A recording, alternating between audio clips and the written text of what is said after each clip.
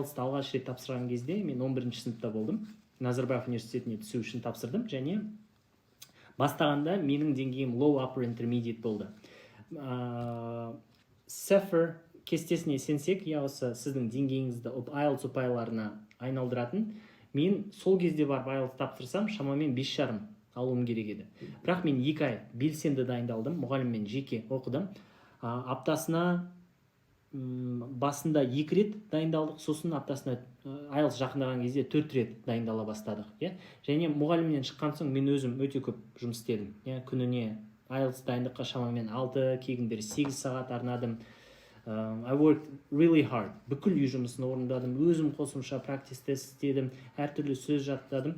Солай нәтижесінде менің 2 ай дайындықтан кейін ұпайым 7,5 болды. Сонда IELTS-қа дайындық кезінде де мықты прогресс жасауға болады. Сіздің қалай үйренетініңізге, қаншалықты осы дайындыққа энергия арнауға дайын екеніңізге байланысты.